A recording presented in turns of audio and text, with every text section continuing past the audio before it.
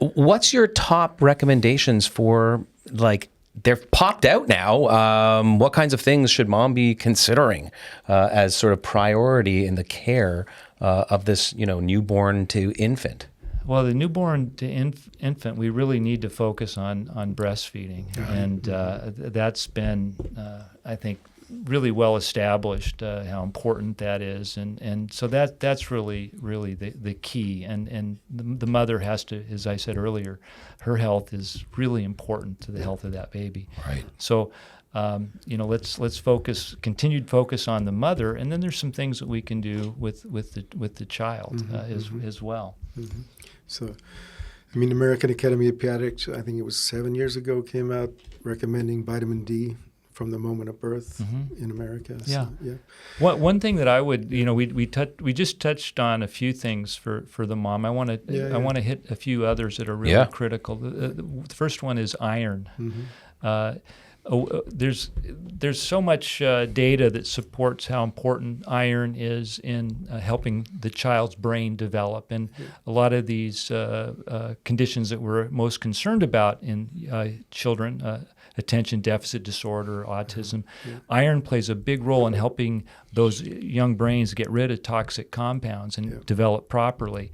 And so the moment, actually before a woman gets pregnant, it would be ideal to have a test known as a serum ferritin, and that tells us her iron stores.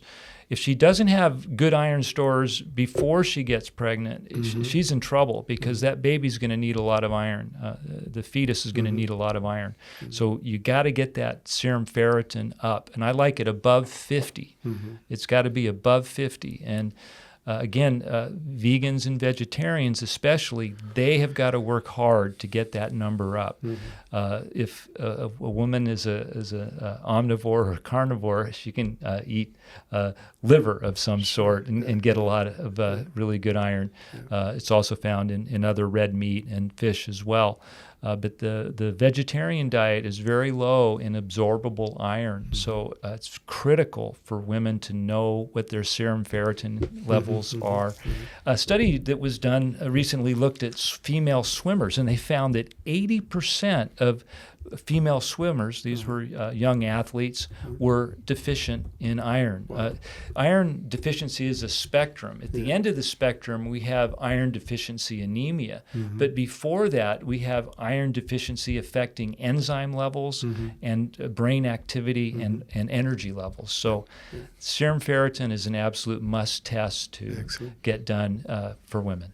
Great. And I imagine it would also depend on how they got there. I mean, that is to say, how they got pregnant. If they came from a history or more recent of heavy menstrual cycles, they could easily be in that category of high risk for low ferritin iron storage. And there's all these other trace minerals to be aware of as well, right? Which is why prenatal is so important. Zinc, the zinc. You mentioned ADHD. Yeah, we could go on and on with every nutrient. So let's break it down and to make it really helpful for women. I think there are 4 key supplements that women in general should supplement with, especially if they're pregnant. One is a good high potency multiple vitamin and mineral formula. By high potency, I mean one that's providing at least the recommended daily allowance for all the vitamins and minerals. Vitamins and minerals work in our body to function primarily in enzymes. Enzymes typically have 2 arms. One arm holds a vitamin, the other arm holds a mineral, and these enzymes are either building or breaking down molecules. So if we have all the vitamin D3 in the world, but we're lacking zinc or selenium or any of the other trace minerals or magnesium, that enzyme is not going to be able to do its job. And so we have to start with the foundations of nutrition in terms of supplementation. And the first thing is we want to make sure all the micronutrients are being provided. So a high-potency multiple vitamin and mineral formula that's providing the RDAs for vitamins and minerals. Those minerals are important. 100% RDA on the label. Yes. And then a woman needs to have that serum ferritin test as part of her annual physical.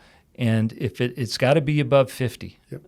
Most doctors say, if it's 30, that's good. If it's not, it's got to be above 50. That's where your iron levels are best. And the lower that ferritin levels are, the less energy a woman will have. Sure. They did these studies way back in the 50s where they looked at how long a woman could walk on a treadmill, and they showed that it was really determined by her level of ferritin. So iron is very critical for energy, and she's going to need a lot of energy to make it through that pregnancy. So good high potency multiple vitamin and mineral formula, extra vitamin D3. I like 5,000 IUs a day. She can have a blood test to determine more accurately the right dosage, but for general purposes, that's a good target.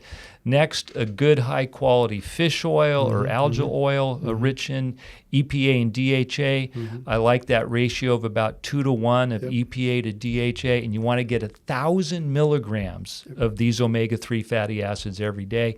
And lastly, some sort of great source of plant-based antioxidants, something like grapeseed extract, or it could be pomegranate extract, or a greens drink, or just some concentrated sort. I like grapeseed extract. It's safe. It provides a lot of benefits to a woman that's going through pregnancy. It improves collagen structure, so it makes blood vessels stronger. So she's going to not develop varicose veins or hemorrhoids, and she's going to have a healthier pregnancy, because collagen is very important for not only the fetus, but also as that fetus grows, and we want that umbilicus and all the tissue there to be strong.